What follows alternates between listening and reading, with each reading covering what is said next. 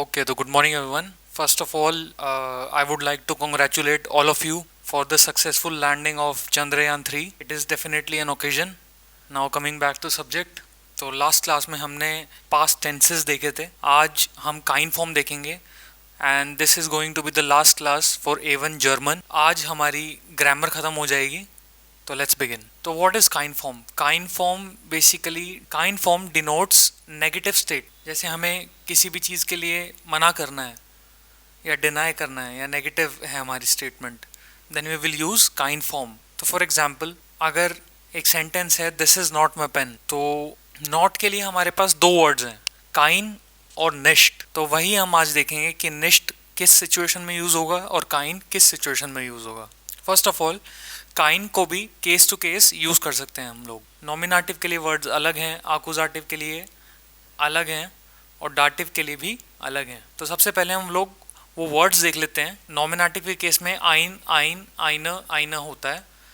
आकुजाटिव के केस में आइनन, आइन, आइनर, आइनर एंड डाटिव के लिए आइनम, आइनम, आइनर, आइनन. तो वही सेम एंडिंग काइन फॉर्म के लिए भी रहेगी. काइन, काइन, काइनर, काइनर. सिमिलरली आकुजाटिव के लिए भी काइनन और बाकी सब एग्जैक्टली सेम नॉमिनेटिव केस के जैसे. डाटिव केस के लिए अलग हो जाती हैं, काइनम, काइनम, काइनर, काइनन. सो दिस इज द काइन फॉर्म. तो दिस इज द काइन फॉर्म. सिचुएशन के अकॉर्डिंग हम इसको सेंटेंस में फिट इन कर देंगे. अब रूल देख लेते हैं कि हमें काइन फॉर्म कब और कहाँ यूज करनी है. तो रूल ये कहता है if no, not, not a, not any appears just before noun we have to use kind form. तो अगर हमने कोई ट्रांसलेशन की किसी सेंटेंस की जर्मन में और ट्रांसलेशन में नो, नॉट, नॉट अ और नॉट एनी ये आते हैं, तो हम वहाँ पर निष्ट की जगह काइंड फॉर्म यूज़ करेंगे. कुछ एग्जांपल्स देख लेते हैं. तो यहाँ पर फर्स्ट एग्जांपल में हम देख सकते हैं not a is just coming before the noun. तो यहाँ पर हम क्या यूज़ करेंगे? यहाँ पर हम काइन को यूज़ करेंगे. पेन एक मैस्कुलिन वर्ड है जिसका मतलब होता है कूली. सो द ट्रांसलेशन इज, तो आपने फर्स्ट एग्जांपल देखा that is not a pen, so दास इज काइन कूली.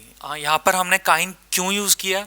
यहाँ पर हमने काइन इसलिए यूज़ किया, नाउन से जस्ट पहले हमारे पास नॉट अ है और रूल ये कहता है if no, not, not a या not any just comes before the noun we have to use काइन form. That is why we used काइन form here. So the next example is this is not my pen. तो यहाँ पर हम देख सकते हैं नॉट और नाउन के बीच में माय का यूज किया गया है, तो यहाँ पर हम काइन फॉर्म यूज नहीं कर सकते, यहाँ पर हमें निष्ट को यूज करना होगा.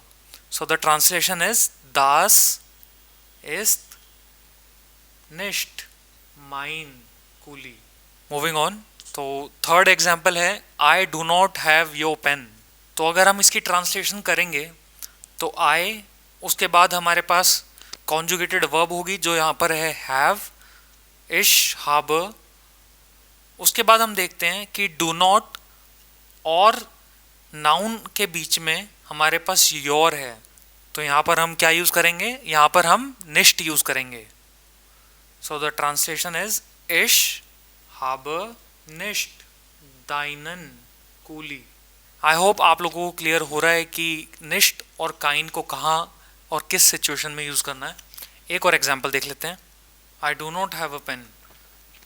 तो सबसे पहले सब्जेक्ट, उसके बाद कॉन्जुगेटेड वर्ब, उसके बाद डू नॉट और उसके बाद लास्ट में हमारे पास है नाउन.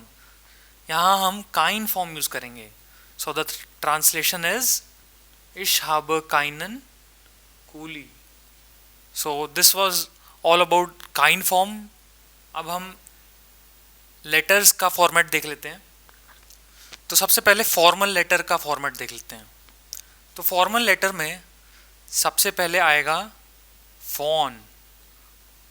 फोन होता है जो लेटर को भेज रहा है. देन कम्स आन. आन इज टू, जिसको हम भेज रहे हैं. उसके बाद जैसे हम इंग्लिश में लिखते हैं रिस्पेक्टेड सर या फिर रिस्पेक्टेड मैम, तो यहाँ पर भी हमारे पास. उसके बाद आता है ज़ेर गेहर्टर हेर या ज़ेर गेहर्टर फ्राउ, हैर इज फॉर मेल एंड फ्राउ मीन्स लेडी, तो जिसको भी हम लिख रहे हैं अकॉर्डिंगली हम यूज करेंगे। और उसके बाद उनका नाम, अगर हम मेल और फीमेल दोनों को लिख रहे हैं तो हम लिखेंगे ज़ेर गेहर्टर दामन उंड हेरन, and then comes the body, जो भी हमें लेटर में लिखना है। उसके बाद आएगा, ये सब स्टैंडर्ड चीज़ें हैं जो आपको हर लेटर में लिखनी ही लिखनी है। उसके बाद आएगा इश वाटर आउफ ईहर आंटवोट, I am waiting for your reply, श्राइबन जी मियर बाल्ट, you write me back with friendly greetings. और उसके बाद XYZ, जो भी आपका नाम है। So this was the format for a formal letter. तो यहाँ हमारा जर्मन A1 का जो ग्रामर पोर्शन है वो कंप्लीट होता है। आई होप आज का लेक्चर आप लोगों को समझ में आया होगा। आज के लिए इतना ही। Thank you so much for watching.